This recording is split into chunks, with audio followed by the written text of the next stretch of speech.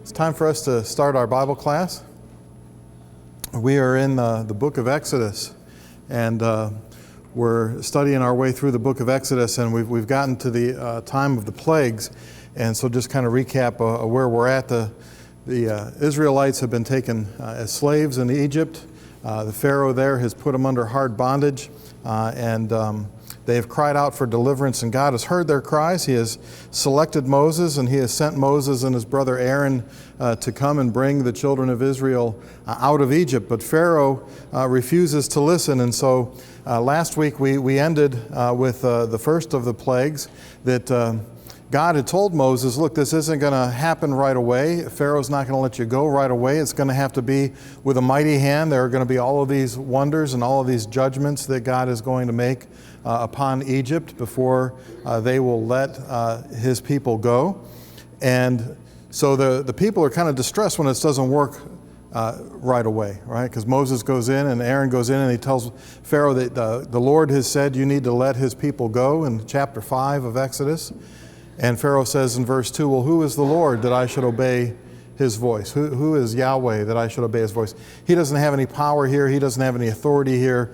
Pharaoh, being the ruler of the lone superpower of the world at that time, says, you know, that I'm not letting Israel go. And as a matter of fact, he made their burdens harder. He made them to make their bricks without straw. They had to go out and gather their own straw, and yet he wanted the same quota. He wanted the same tally of bricks to be made. And so the people complained because this didn't work right away. And even Moses complained to the Lord and said, you know, why did you send me if we're still going to be here? Well, the Lord had told him, right, it's a process. It's going to take some time. It's going to take a while. Pharaoh's heart's going to be hardened, and it's going to be difficult for him to let you go. And so the plagues begin in chapter 7 of Exodus. And the first one that we see is that the Nile was turned to blood. And so that was where we left off last week was with this particular miracle. Now, when Moses has Aaron strike the river with his rod, and the water turns to blood, and all the water in their pots turn to blood, the magicians, it says, that Pharaoh has, they're able to do the same thing. Now, I don't know how you would know that they were doing it and that the Lord hadn't done it, but it says that they were able to duplicate that and turn water into blood, but they couldn't reverse it. But Pharaoh ends up hardening his heart at this time. And we talked about how this is a judgment, right? That God is making a judgment upon Egypt for what they've done to Israel, but he's also making a judgment upon all of these different Egyptian gods. And with regards to the Nile being turned to blood, the Nile was the bloodstream of Egypt. You had to live close by the water if you wanted irrigation, if you wanted to be able to grow anything, if you wanted water to drink and be able to live, you had to live in close proximity to the Nile. And so there were several different gods here. There was Osiris, who was the judge of the dead. There was Hapi, who was considered to be the Nile god.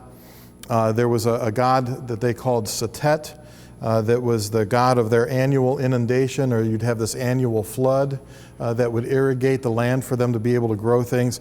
And they had 30 other gods that were associated with the Nile. And so by turning the Nile to blood, what do you think that meant for their gods?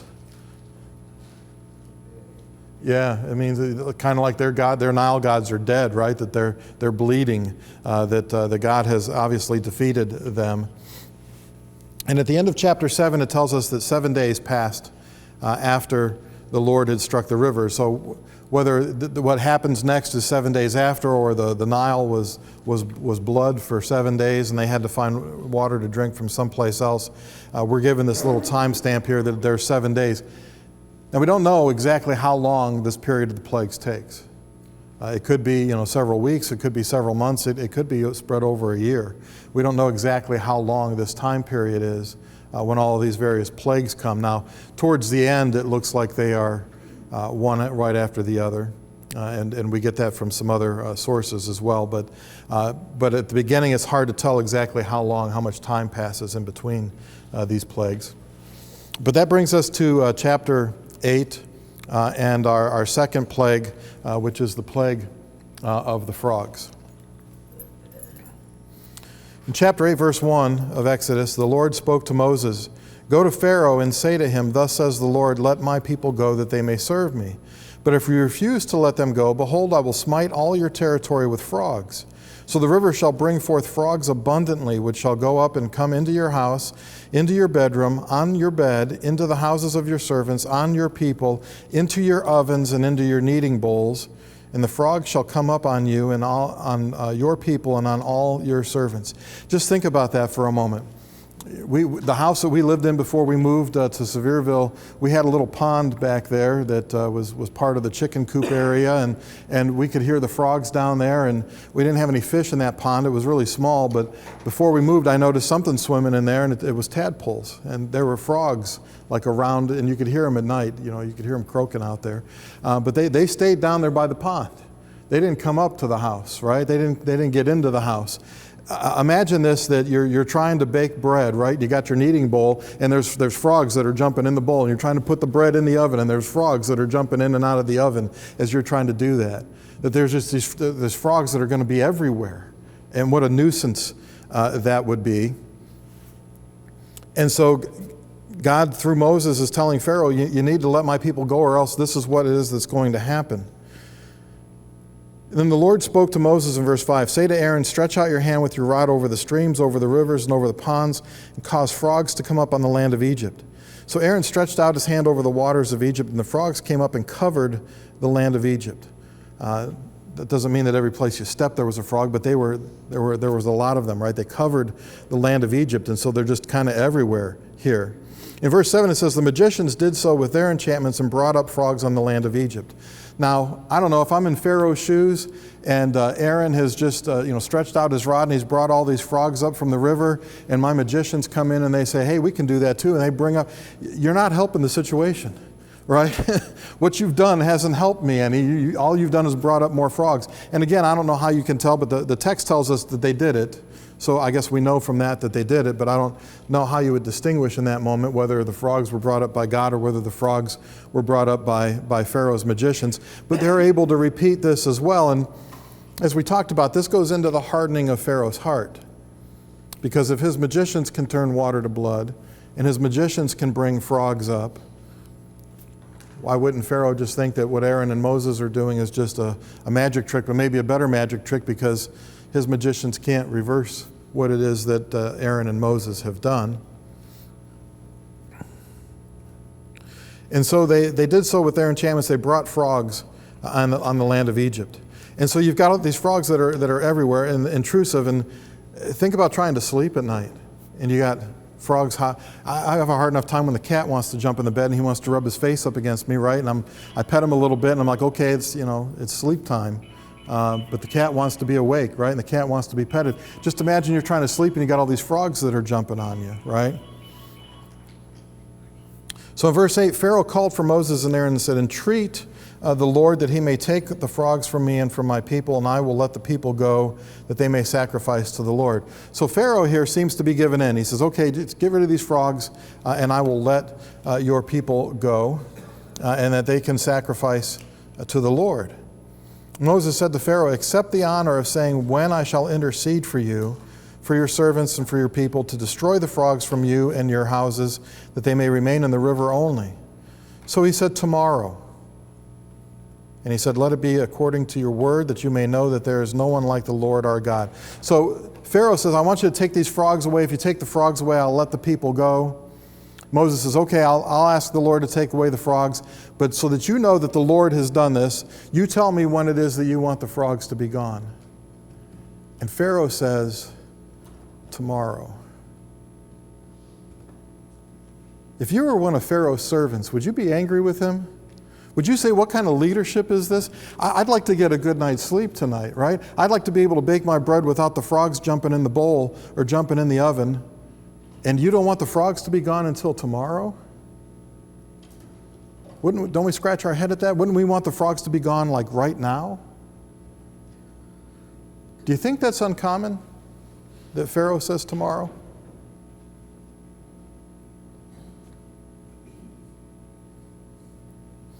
Do you think that's a common thing in our world, that people realize what it is that they need to do, but that they're not going to do it now?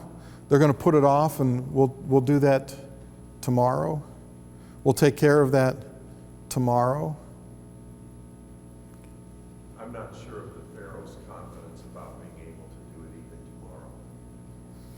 Could be. Could be that Pharaoh, doesn't believe that he can do it anyways. So there could be some of that in there. But if we know what it is that we need to do in order to be saved, right? Let's say that we're outside of God's providence. Let's say we're outside of God's care. Let's say we're outside of the body of Christ and we haven't been baptized. We come to a knowledge that we need to be baptized for the forgiveness of our sins. When should we want to do that? Immediately, right? Once we realize that we're lost in sin, once we realize that if we die or if Jesus comes back, that we're not on the nice list, we're on the naughty list, right? We ought to want to fix that right now.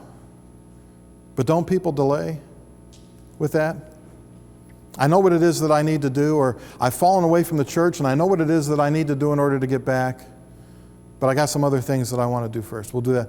We talked about that a couple weeks ago with regards to the disciples that said that they would follow Jesus, but only let me go and bury my father first, or let me go bid them fair. They had other things that they wanted to do first, right? And then come follow Jesus. We'll talk about that in the sermon today too. That folks want to put off. They think that, well, we can just continue to live the way that we're living and we'll put that off and we'll deal with that somewhere down the road. We'll take care of that tomorrow. But tomorrow never comes, right? Because when tomorrow comes and you wake up, what are you going to call it? Today. Right? So if I'm going to take care of that tomorrow, well, when I get up tomorrow, it's going to be today. Tomorrow is still not tomorrow, right? So if I kick that tomorrow, I'm going to constantly be kicking that can down the road. I'm going to constantly be kicking that off into the future.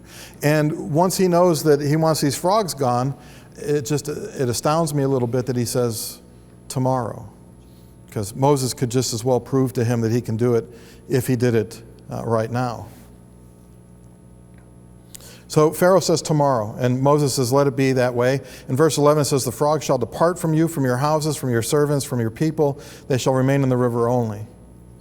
Moses and Aaron went out from Pharaoh. Moses cried out to the Lord concerning the frogs which he had brought up against Pharaoh. So the Lord did according to the word of Moses, and the frogs died out of the houses, out of the courtyards, and out of the fields. They gathered them together in heaps, and the land stank. Now, you remember in the first plague, the fish died and the river stank. Now you got all these dead frogs that are, they didn't just go back into the river. Moses said, okay, we'll get rid of them. They died where they were, right? And they piled them up in heaps because you got dead frogs everywhere. And so it says that now the land stank. You remember when Moses went in and he told Pharaoh to let my people go, and Pharaoh said, no, you're going to make bricks now without straw. And when the people found out that they had to make bricks without straw, and when the officers, right, the leaders among the Israelites, they got whipped, what did they say to Moses? You have made us stink in the sight of Pharaoh. Right? You've made us odious in the sight of Pharaoh. Well, they thought that they were stinky in the sight of Pharaoh. Well, now the land of Israel, or the land of Egypt, the land of Egypt with the river having all those dead fish stinking, and now all these dead frogs stinking. Well, now it's Egypt that is stinking, not necessarily the Israelites, because they're God's people. And so they gathered them together in heaps, the land stank. In verse 15, but when Pharaoh saw that there was relief, he hardened his heart, did not heed them as the Lord had said. See, there's the danger in waiting till tomorrow. Because if you know now what it is that you need to do and you put it off and you say, oh, I'll do that later, you might think, well, I'm not in a dire strait anymore, right? Maybe I've got a health crisis, and so I'm praying to the Lord, Lord, if you get me through this health crisis, I will serve you better, right? Or I will do this, or I will obey your gospel. And we get through the health crisis, and right, the immediate need kind of passes away. We tend to forget, right? We tend to wander back into what it is that we've been doing. Well, he hardens his heart. Once he gets the relief, he's not going to let the people go. Again, I think that's human nature. I think we saw that after 9/11. Right? After 9/11, churches were full of people because they were wanting God to protect them after what had happened. They were unsure about things in our world. And as they got more comfortable with their daily lives again after 9/11, you see the church attendance has gone back to where it was before 9/11. Right? So it didn't last. And here with Pharaoh, it didn't last very long. Once he got the relief, he changed his mind. Now with this plague of frogs, the frog was considered to be a theophany of the goddess Hecht, A theophany is an appearance of deity in some other form, and so they thought that this goddess of fertility, that she was a symbol of fertility, that she would be the embodiment of the frogs. And so she wasn't obviously able to help them out very much with the plague of frogs, because there's just frogs everywhere, and she's not able to control all of those. Frogs were considered to be a sign of fertility both for farms and for families, and so it was good for you to have frogs. It meant that your farm was going to reap well, that whatever it was that you had sown. And so that was their idea with frogs. And so again, you've got God defeating another one of their gods or goddesses here. That brings us to the next plague, which is the plague of the gnats or the lice.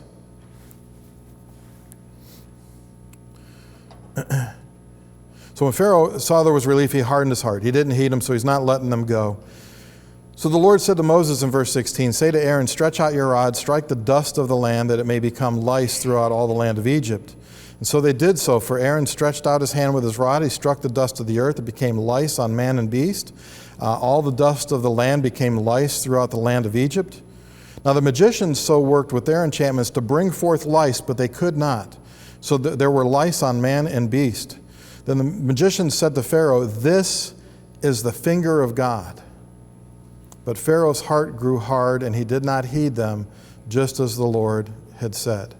So we've got this next plague now. It doesn't give us any idea of how long the plague lasts or where the plague ends. It just tells us that we got this plague of lice.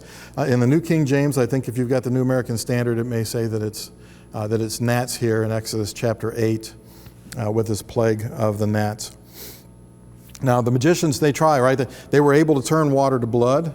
They were able to bring forth frogs, but now with the lice or with the gnats or whatever it is that they are, they're on man and beast. And so I don't know about you, but this would have been a bad plague for me. I hate bugs. I don't like bugs. Even when I'm mowing the grass, I get the bug spray out and I spray myself down and try to keep all those bugs that are coming up out of the grass off of my legs while I'm trying to mow. I've had a bug that got in between my eye and my glasses one time when I was mowing, and I had to stop and practically jumped off the mower and trying to get that thing out of there. I just don't like bugs very much. And so this particular plague where there's gnats or there's lice or there's bugs, that are going to be like everywhere, that to me would have been kind of a creepy thing. But the Egyptian magicians, they recognize that this is not something that they can do. This is not some sort of magic trick. They identify this as being something that God has done, right? They say, this is the finger of God. This phrase, finger of God, comes up a couple of different places. It comes up in Exodus chapter 31 in verse 18. In Exodus chapter 31 and verse 18, this phrase, finger of God, that God wrote on those original tablets when Moses is up on Mount Sinai and God is giving him the Ten Commandments on the stone tablets to take back down with him. In Exodus chapter 31, it says that those original tablets were written with the finger of God. Now, what happens to those tablets that God wrote on?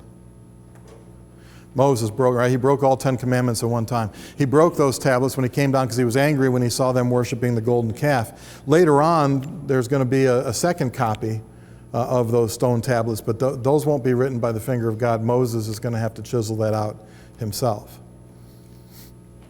But we see that phrase, finger of God, there. We see it also in Luke chapter 11 and verse 20. The religious leaders of the day are accusing Jesus of casting out demons by the power of Beelzebub, that he's doing it by the power of Satan. And in Luke chapter 11, in verse number 20,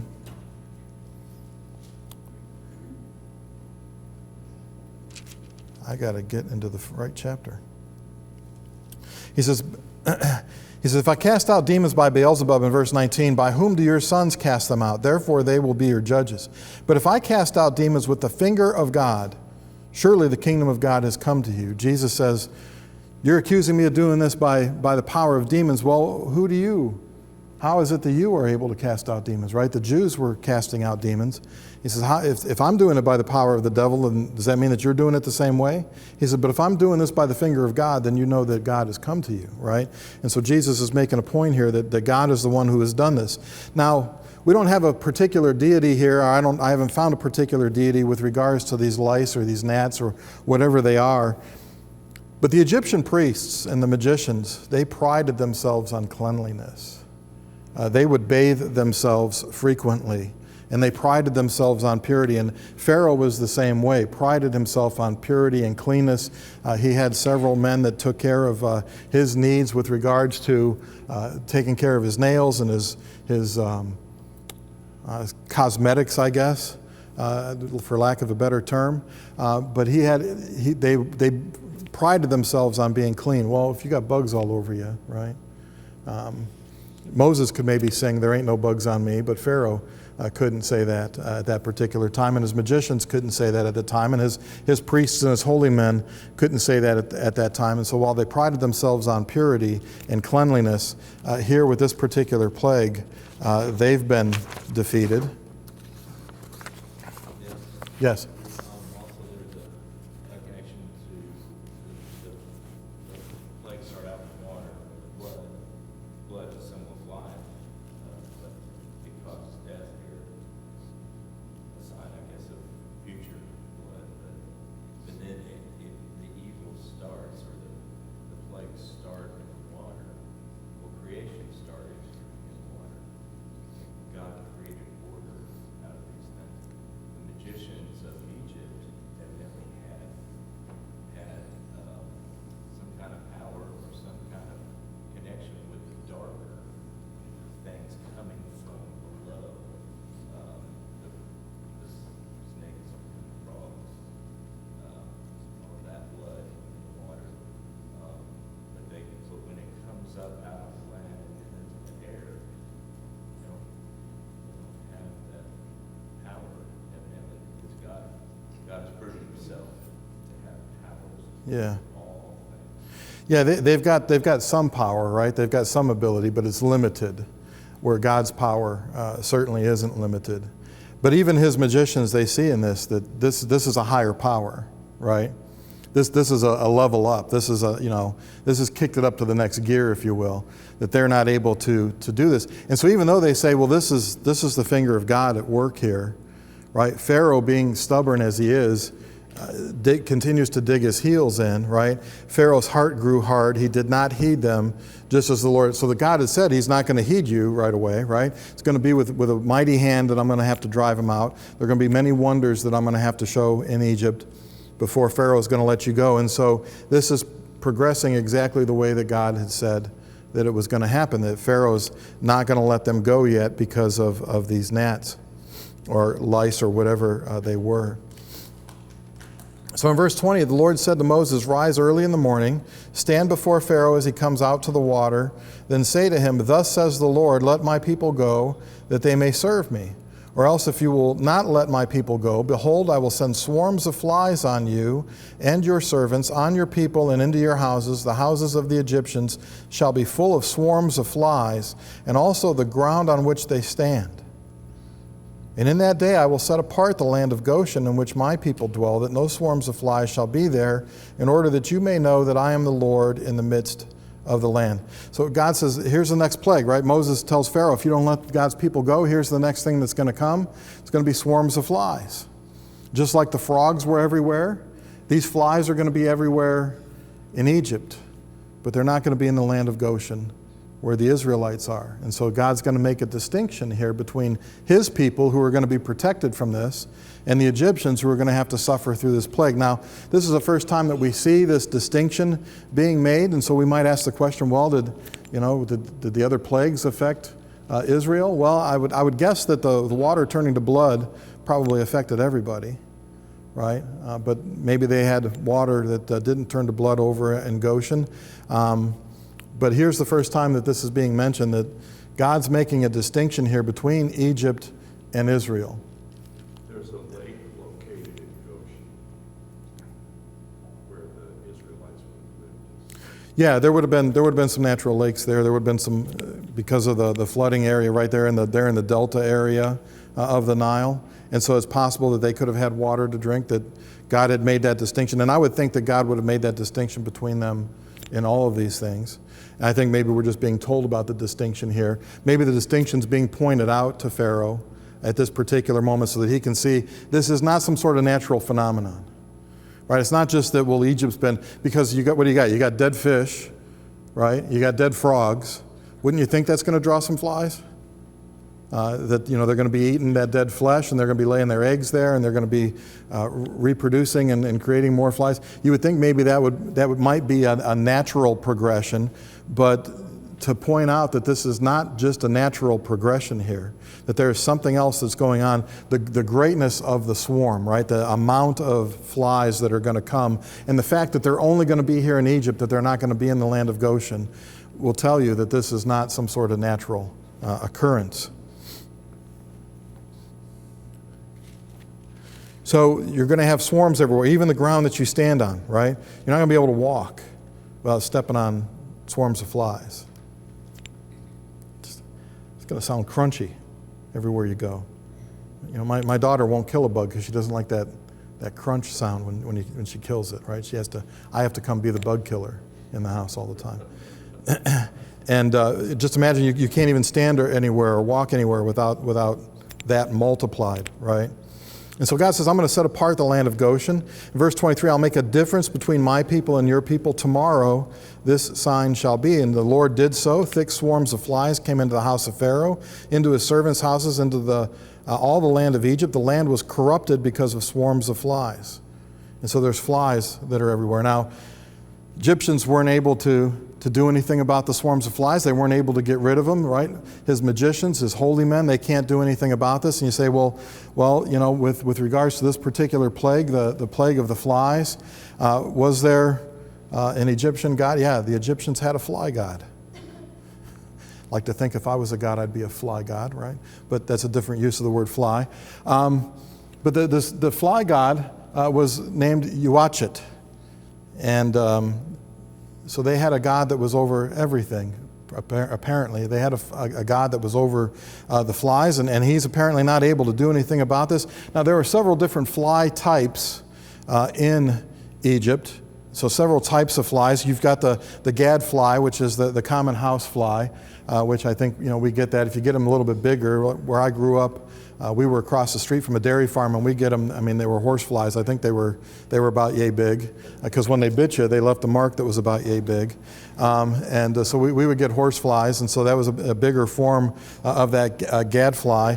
You've got the cockroach, which is considered a fly as well, because it can fly from place to place. There's the Egyptian beetle or the scarab, and it could be that they've got these things that are flying around and that are everywhere. And you get the bugs that you dislike more and more, I guess, as you go through this. And then you've got the ichneumon fly, which is like a wasp or a hornet. And so just think about that you've got all these swarms of flies. It's not bad enough that you're stepping on them and they're crunching, but what if they're stinging you, right? Did you have your hand up, Marcus? No? Okay.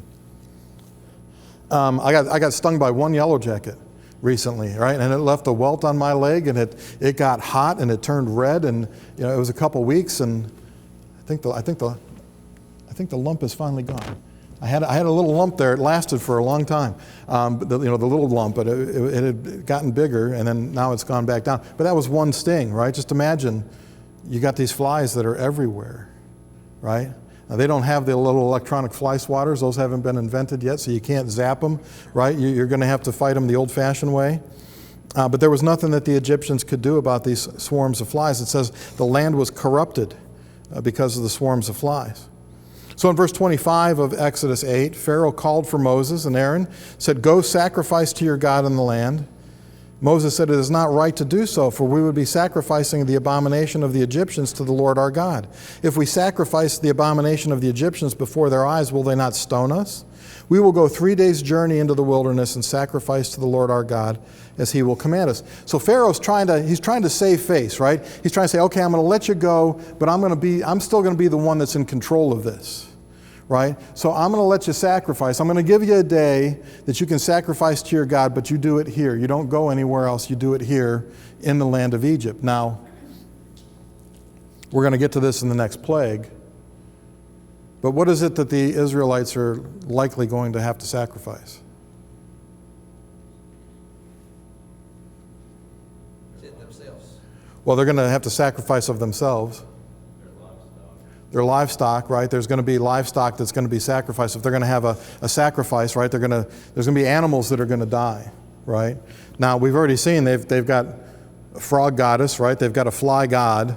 There are livestock deities in Egypt, right, that they worship. And so how do you think they're going to take it if you take one of their livestock deities and you're going to sacrifice that thing to your God and you're going to kill it?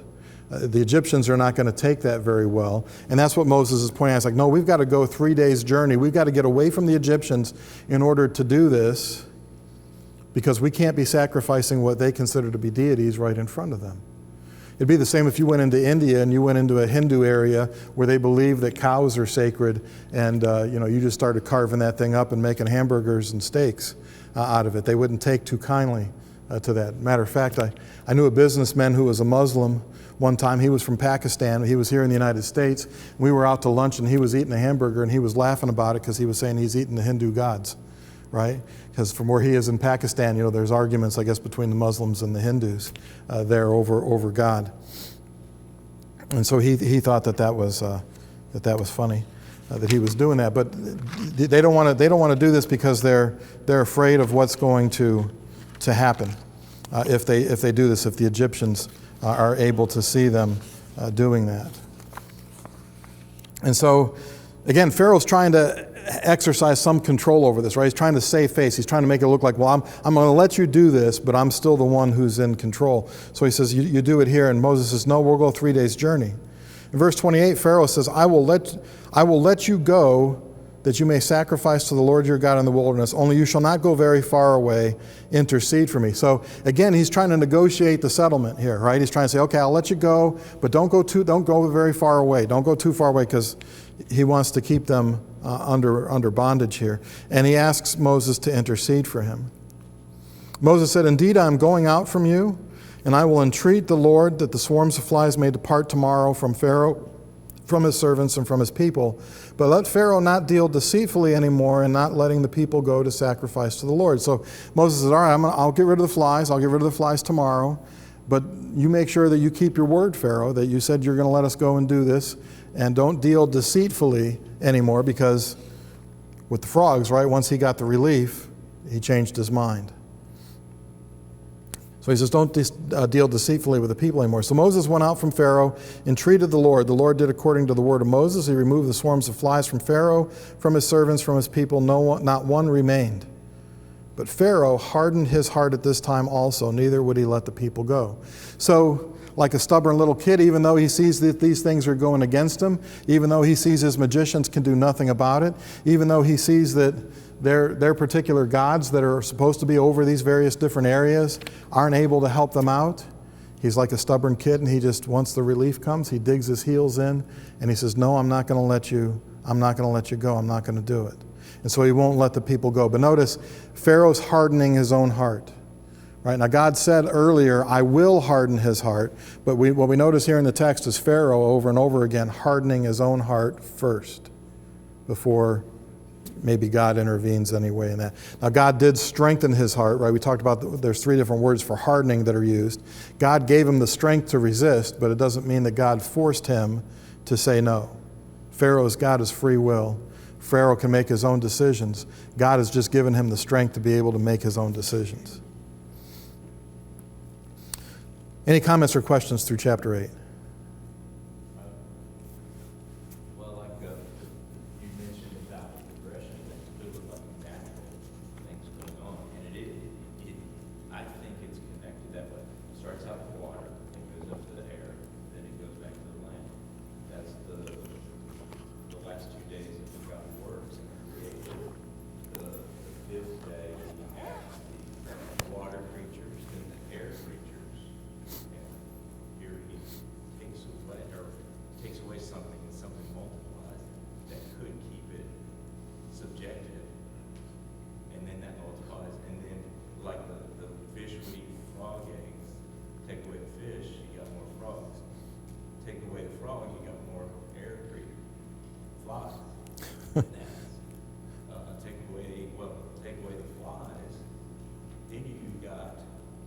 position that can't be broken down.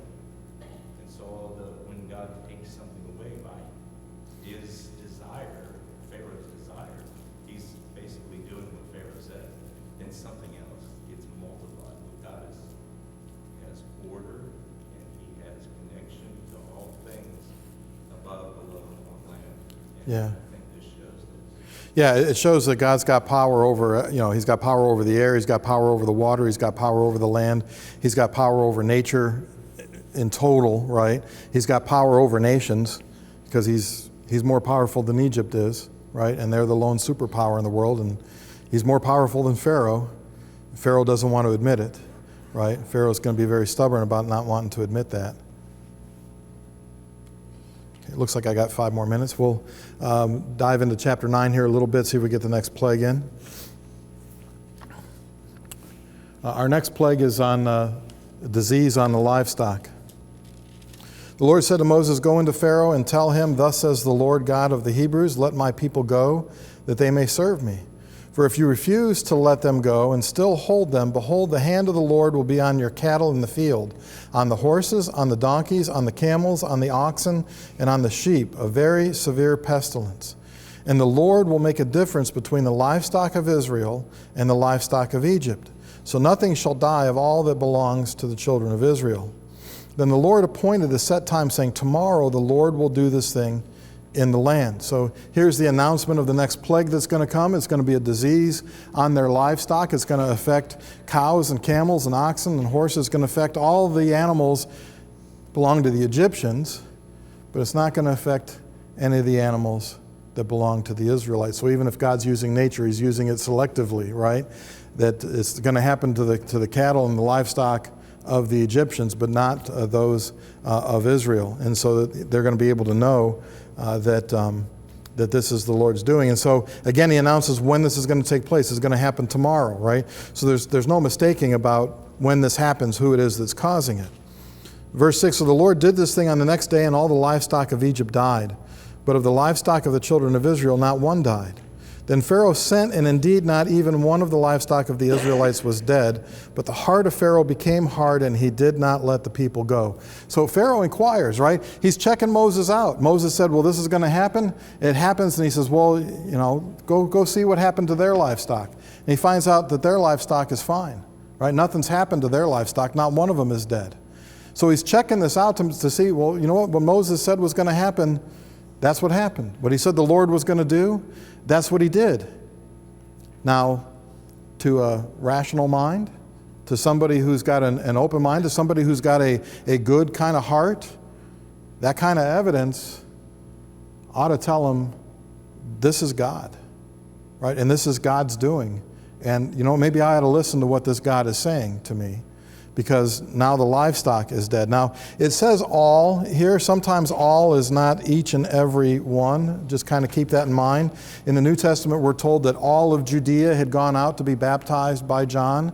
Does that mean that every man, woman, and child went out there and was baptized by John? No. It just means that you had people from all the region of Judea. You had people from all the tribes of Israel that were representative of those that John had baptized. It doesn't mean that he baptized every single person in the River Jordan, right? And so here it says all of their livestock died, but look down to verse 19 of chapter 9.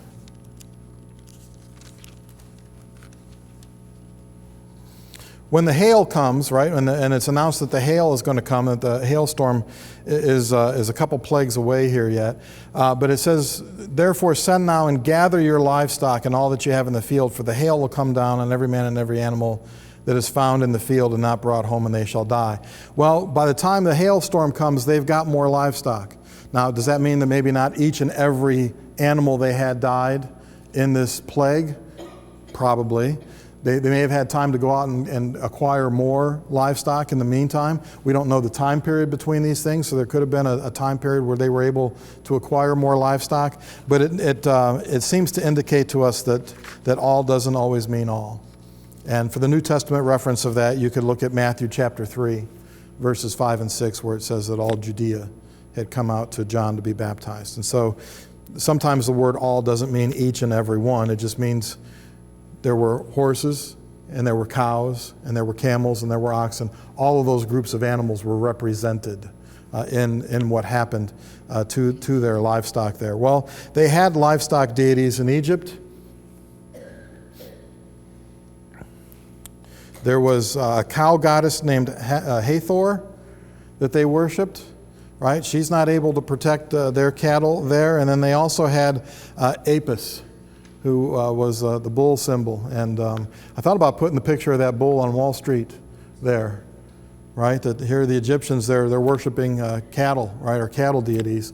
Sometimes in the United States, maybe we worship the almighty dollar, right? And that bull symbol there on Wall Street maybe is a representation of that in our own society today. Just something to think about there. But this is an attack on their strength. This is an attack on their wealth. If you had cattle, right, you had strength, you had wealth, and those were signs of that. And when you look at the book of Job, we're told Job was a wealthy man. Well, how do we know he's a wealthy man? Because of all of the livestock that he had, all the heads of livestock that he had. It's a symbol of wealth and power, and so God's attacking their wealth and their power, but he's also going after deity by deity by deity. He's going after all of these Egyptian gods in these plagues. Boy, it's hard to get through all the plagues in one class. We'll see if we can finish the plagues next week. Any last minute comments or questions or snide remarks before we take a break before worship? Just an idea on all part that you referred to. Mm-hmm. With regard to the flood, that's recorded in the English word all hears concerning the flood. It was everywhere all the time. Yes. For as long as it was. Yes. So it can be both ways, just like. It can be both ways, yeah. Yeah, it can be both ways. You have to look at the context to see what's being spoken of. Right. Yeah. Also, I haven't looked to see if something's there, but could Pharaoh have taken some of their livestock, and then they have the livestock, and hell comes and knocks them out as well? Could be, yeah, could be. When the Israelites do come out, they bring their herds with them, though. So they still have livestock with them when they come out. But yeah, it could be that they've acquired more livestock from the Israelites or from others in the time in between there.